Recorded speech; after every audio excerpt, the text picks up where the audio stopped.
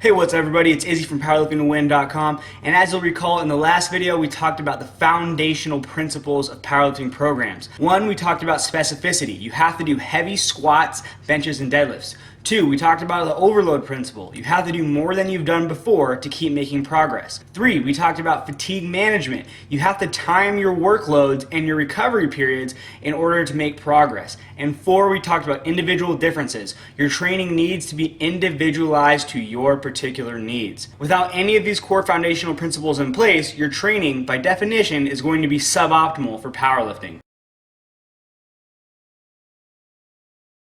Now, in this installment of the Powerlifting Programs video series, what we're going to talk about is the training variables that we have to manipulate to satisfy these core principles. Namely, we're going to talk about intensity, volume, and frequency. In my opinion, intensity is the primary consideration for any powerlifter. For those of you who are unfamiliar, intensity does not refer to how psyched up you get or how hard you're trying in the gym. Intensity is a relative concept. In other words, if your max was 100 pounds and you're going to do a set of 80 pounds, the relative intensity of that set would be 80%. The intensity ranges that you work in are going to determine the effects of your training. Next, I'd like to show you the repetition continuum table. What this does is it takes us from a 1 rep max up to much higher reps and shows you as you move down the continuum how the training effects begin to bias in different directions. So the key thing to note about this table is that it is a continuum. If you're doing low reps, that doesn't mean you get no hypertrophy. And if you're doing high-ish reps, that doesn't mean you get no strength gains. The point is that the higher your intensity, the more you're going to bias the training effect in a certain direction. Namely, when we have lower reps, we're biased towards neural adaptation and strength, and as you move on down the continuum, you get closer and closer to endurance objectives.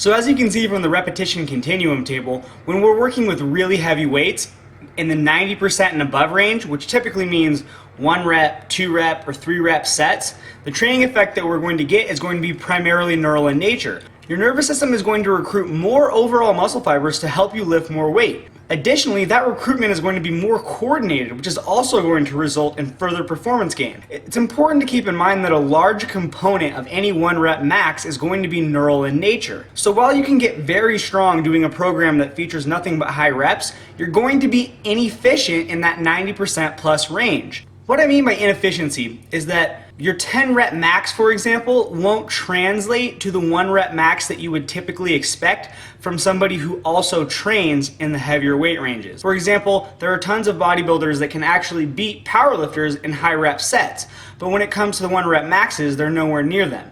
That's an efficiency issue. Your training has to be specific to powerlifting if you want to be the guy who gets a lot of carryover from his rep work to his 1 rep max. So in order for a powerlifting program to be specific, you really need to spend frequent or at least semi-frequent training time in the 90% plus range during the appropriate times of your training cycle.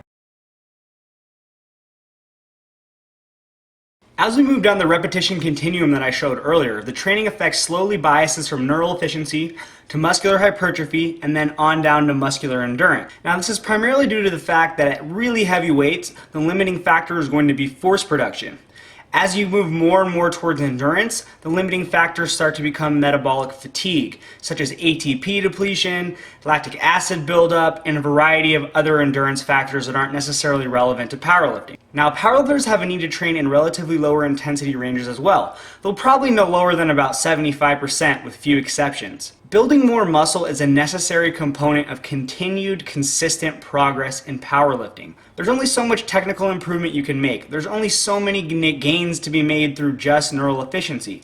If you want to keep getting stronger long term, you have to build more muscle. As such, any good powerlifting program is going to have powerlifters spending a lot of time in the 75 to 85% intensity range, doing sets of primarily 4 to 6 reps and sometimes as high as 8. Make no mistake about it though, guys, you get what you train for. If your program calls for nothing but sets of 5, you're going to get a nice blend of strength and size based on where 5s fall on the continuum. However, 5s are neither optimal for strength nor size. So if you're only spending time doing 5s and nothing else, your programming is not going to be specific enough to be optimal for powerlifting. Remember, intensity determines the training effect, and for powerlifting, we want that training effect to be optimizing maximal force production. And in order to do that, you have to lift heavy to lift heavy.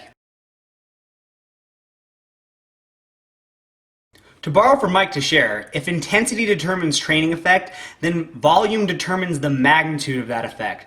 For example, consider getting a suntan. If you spend 1 minute in the sun, you're probably not going to get a tan. You haven't overloaded your body and caused it to adapt. Likewise, if you spend 2 hours in the sun, you're likely just going to burn because you haven't managed your fatigue properly. More importantly, there's a wide range of possibilities in the middle. Say you spend 15 minutes in the sun, you're going to get one level of tan. Say you spend 30 minutes in the sun, you're probably going to get a slightly higher level of tan. In this case, our volume is our exposure time to sunlight, and the magnitude of our training effect is how tan our skin gets. In terms of training, we can define volume in a number of ways. The number of lifts that we did in a workout, the number of total sets, or we can calculate tonnage. Tonnage is simply calculated by taking the amount of sets and reps you did and multiplying it by the weight. So if you did 5 sets of 5 reps at 400 pounds, your total tonnage would be 10,000 pounds. In really broadly oversimplified terms, the more tonnage that you do in a workout, the larger the magnitude of the training effect is going to be. However, the more tonnage you do in a workout, the longer the recovery period is going to be from that workout. So as with anything, there is an optimal dose-response relationship. Consider the following chart. So though this chart is labeled light, moderate, and intense, we could really think of that in terms of workload. So a low workload, a moderate workload, and an intense workload. You can see that from a low workload, we have a lower peak, but it's also a lower crest, so you don't have to wait as long before you train again. And as you increase the volume, the peaks get higher and higher, but the crests get longer and longer as well. So as with all things in powerlifting, there's really a middle ground in there that's perfect. It's not that higher volumes are wrong and lighter volumes with more frequency are correct. It's that there's a middle ground in there where you're going to make the best and fastest gains. There's an optimal dose-response relationship. Most American programs do a lot of volume per session but have few sessions. Many European programs have moderate volume but with many sessions. I tend to fall somewhere in the middle with higher frequencies but lower volume per session. In my opinion, all other things equal, which they rarely ever are, more frequency is better in general. Obviously, a lot of this stuff is dependent on the context of an individual and their program. We'll discuss optimal frequency in the next section. Now, while a full discussion of training organization is beyond the scope of this video, and is in fact the topic of our next video, I would be remiss to discuss training variables without touching upon the topic of frequency. Frequency just refers to how many times per week you do a lift. So if you bench 4 times a week, your frequency would be 4. Now, as I've alluded to earlier, frequency is a game of dose-response relationships and timing. If you wait too long to train between sessions, you're going to detrain and start going backwards. Likewise, if you train too quickly between sessions, you're going to overwhelm the adaptive process and begin to overtrain. Consider the following chart to see what I mean. As I just mentioned, if you look at the chart on the left, we have a good example of what happens when you wait too long to train. If you wait too long, your performance will go back below baseline and you can end up actually going backwards. Likewise, if you train too soon, before you've had a chance for that adaptive process to bring you up to a higher supercompensated level, you can go backwards as well due to overtraining. Now, I want to be really clear that as an athlete becomes more advanced and as they progress along their training career, the model of fatigue is a lot more complicated than what I'm showing here. Remember not to take these charts too literally. They're for illustrative purposes. The key takeaway here is that if you wait too long between training sessions, you'll detrain. And if you don't wait long enough, you'll start to overtrain. The whole point of the game here is that you want to time your next dose of stress at the very peak of your adaptation to the last dose. If you can do so, you've optimized your frequency. It looks like this. So you can see in this example, we haven't waited too long, nor have we not waited long enough. We've timed that next workout right at the peak of our adaptation to the previous one. This is optimal frequency. As we've already discussed, one of the confounding factors here is the dose-response relationship between volume and the magnitude of your training effect. The more volume you do, the bigger the effect, but the more volume you do, the more time you need to recover. So in actuality, optimal frequency follows optimal volume. If you're doing more volume per session, you'll need less frequency. If you're doing less volume per session, you're going to need more frequency.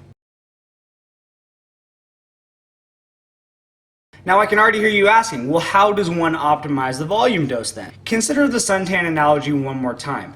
Let's say you're very pale and you're completely unadapted to tanning. You're not going to need very much exposure in order to produce an adaptation. And spending more time than this minimum necessary required time for adaptation increases the chances of you burning, overtraining. Not only that, but eventually you're going to experience diminishing marginal returns on the time investment then you're putting in. So let me put that into training terms for you. Let's say you knew for sure that doing 405 pounds for 5 sets of 5 reps was going to increase your 1 rep max by 5 pounds. If you did 405 for 10 sets of 5, you're not going to get 10 pounds on your 1 rep max. The relationship between volume and the magnitude of your training effect is not linear. So while the guy who does 5 by 5 may get 5 pounds, the guy who does 10 sets of 5 may only get 7.5, even though the volume is twice as high. So I know you overachievers out there are already thinking, well, why not just do more volume anyways? The first answer is that there's practical considerations here. If you get adapted to doing 405 for 10 sets of 5, guess what you have to do in order to make another adaptation?